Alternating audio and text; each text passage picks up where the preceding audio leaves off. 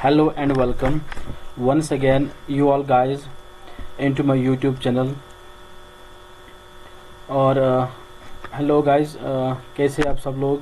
I hope you people are doing good over there. As you know this is doctor Ejaz Ahmed but and I welcome you all once again into my YouTube channel. As today I came again, I'm out with a new video.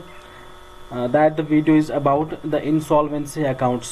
Okay, so कल जो video आया था that was all about the same, और उसी को थोड़ा related उसी के बेस्ड और एक क्वेश्चन में कर रहा हूँ जिस पे हमने थोड़ा बहुत चेंजेस भी करे हैं. And I will let you know the what the changes I have occurred into the what the question है ना. That will be discuss further on. So उससे पहले वीडियो स्टार्ट करने से पहले मैं सबको एक रिक्वेस्ट करना चाहता हूँ. Kindly subscribe my channel and share this channel, share this video with your friends also, and kindly subscribe, like and share too.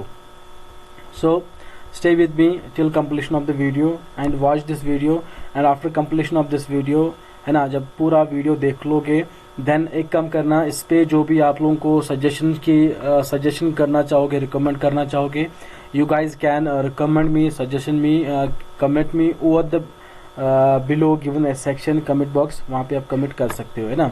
So move on to the topic, move on to the question. So आज का जो topic रहेगा वो है insolvency accounts. Okay, सो इससे पहले मैं account question करने से पहले मैं थोड़ा बहुत आपके साथ डिस्कस करना चाहता हूँ इंसॉल्वेंसी अकाउंट्स के.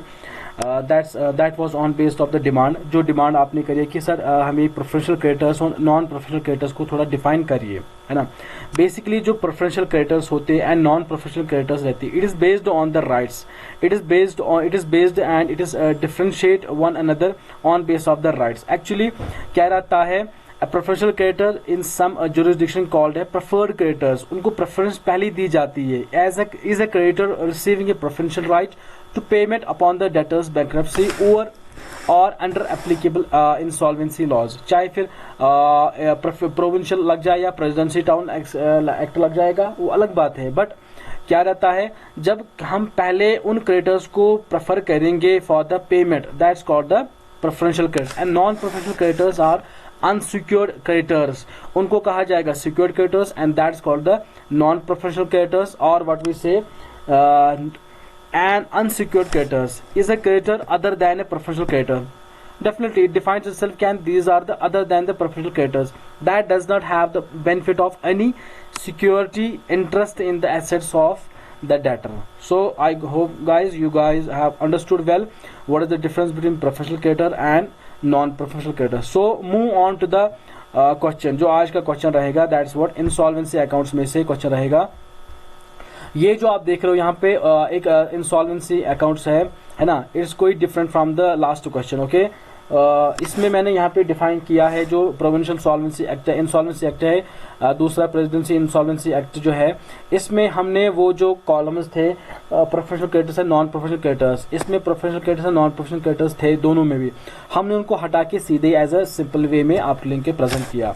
Okay, so move. इसमें 4 कॉलम्स होते हैं. अमाउंट होता है, लाइबिलिटीज पर्टिकुलर होता है, प्रोविंशियल इंसॉल्वेंसी एक्ट 1920, दूसरा presidency town insolvency act 1909. Okay, so amount इस तरह का है, 1800 अमाउंट है, दूसरा 1000 है, not 10,000.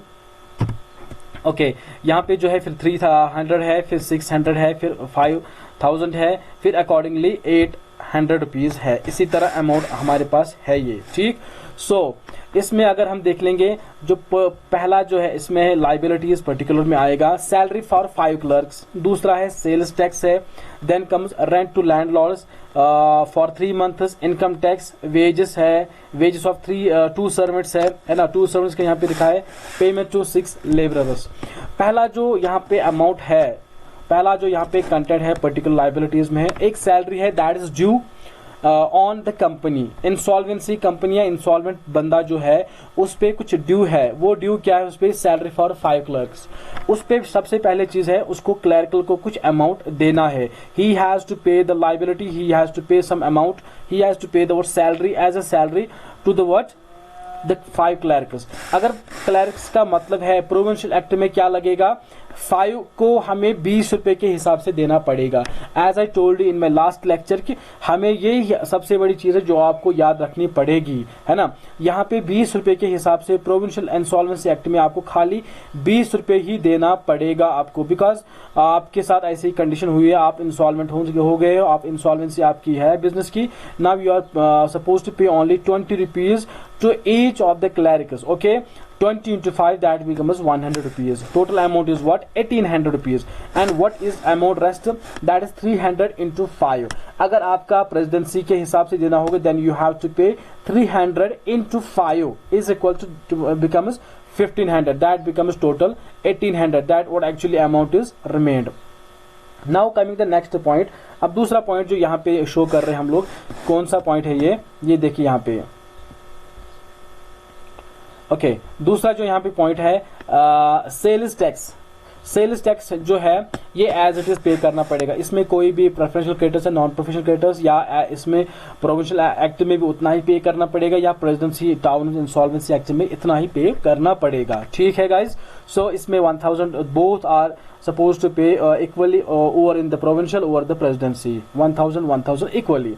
Now coming the next point, 300 जो है that is what rent to the landlords for 3 months. 3 month का एक जो रेंट है ना, जो एक हाउस रेंट हो सकता है, या फॉर एग्जांपल हम गोडाउन का हो सकता है रेंट, या जमीन का हो सकता है एज ए रॉयल्टी का टाइप का, है ना, जिसे कहते हैं रॉयल्टी कहते हैं।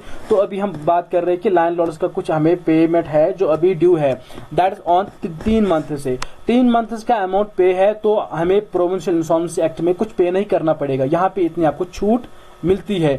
नाउ यहाँ पे फिर यहाँ पे कंडीशन आती है, 300 रुपए के हिसाब से आपको पे करना पड़ेगा, 300 into 1 डिवाइड बाई 3, बिकॉज आपको 1 मंथ की ही पेमेंट पे करना पड़ेगा, because you are suppose to pay only what 300 rupees में से आपको पे करना पड़ेगा only 100 for a single month.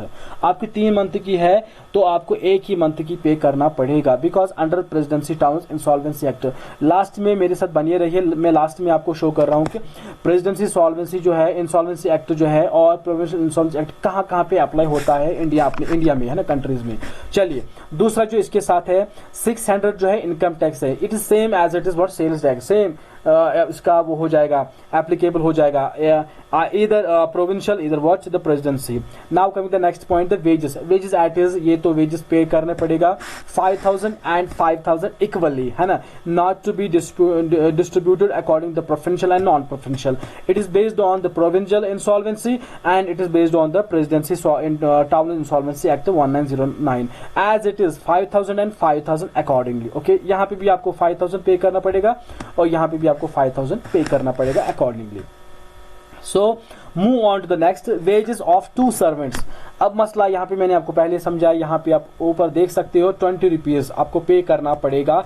कितने नंबर ऑफ सर्वेंट्स है? There are 2 numbers of servants, so it means आपको पे करना पड़ेगा, 2 लोगों को आपको देना पड़ेगा 20 रुपए के हिसाब से। दैट्स व्हाट द सर्वेंट्स, है ना, the person who serves you over in the word the business, उसे कहते हैं सर्वेंट। सो आपको पे करना पड़ेगा उसको 20 रुपए के हिसाब से। इधर is monthly, it is yearly, okay, depend करता है कंडीशंस पे। ओके, इधर is on base of the day wise. तो ये कंडीशन ऐसी है जहां पे आपको 20 रुपए पे करना पड़ेगा to the 2 servant, that becomes 40 rupees only. Okay, अगर यहाँ पे बात करते हैं हम, यहाँ पे कहाँ पे दूसरा मसला जो प्रेसिडेंसी इंसॉल्वेंसी एक्ट में, वहां पे आपको 100 रुपीज पे करना पड़ेगा टू द सर्वेंट्स को अकॉर्डिंगली। जो लास्ट पॉइंट है that's what the payment to the 6 labourers. जो यहाँ पे लेबरर्स है उनको भी 20 रुपए के हिसाब से पे करना पड़ेगा, that becomes 220 into 6, that becomes 120 rupees. Okay, 6 रुपए के 6 के हिसाब से 20 रुपए के हिसाब से देना पड़ेगा 6 बंदों को। Okay, now move to the next point. What is under the President Town Insolvency Act to the payment of laborers, as 100 rupees equally pay करना पड़ेगा to the 6 members, 6 laborers, that becomes 600 rupees. Okay, I hope you guys can understood well this question. Those who have any questions about this, they can commit me over the same question, है ना, जहाँ पे आपको कोई doubt लगे you can ask me and I'll make the confusion, I will make the clear of your confusion accordingly. So जो last point है, rule number 2 जो है, वो रूल नंबर 2 क्या है? where it can be applied, है ना, where it can be applied, तो it can be applied in 2 ways. जो पहला है presidency solvency act applied in three cities in India. कहाँ पे? एक मुंबई है, दूसरा चेन्नई है एंड कोलकाता। मुंबई, चेन्नई एंड कोलकाता, है ना। ये प्रेसिडेंसी सॉल्वेंसी एक्ट जो है 1909 जो है यहाँ अप्लाई होगा इन 3 सिटीज में। And what provincial insolvency act, it applies in all states of India. ठीक, ये जो है प्रेसिडेंसी सॉल्वेंसी एक्ट है, ये अप्लाई होगा 3 सिटीज में ओनली, मुंबई, चेन्नई एंड कोलकाता, जो हमने यहाँ पे देखा। यहाँ पे आपने देखा 300 रुपए के हिसाब से और 100 रुपए के हिसाब से हमने यहाँ पे देख लिया। ठीक, और जो यहाँ पे प्रोविंशियल इंसॉल्वेंसी एक्ट है, ये जो अप्लाई होगा, ये अप्लाई होगा rest of the states of India, but apart from the 3 states, that's what Chennai, Mumbai and Kolkata. ठीक, that's what all about the insolvency accounts. I hope you guys have a good time with me and you guys can understood well out of this. Those who have any questions, they can ask me accordingly under the comment section. So stay happy, goodbye, wait for the next video.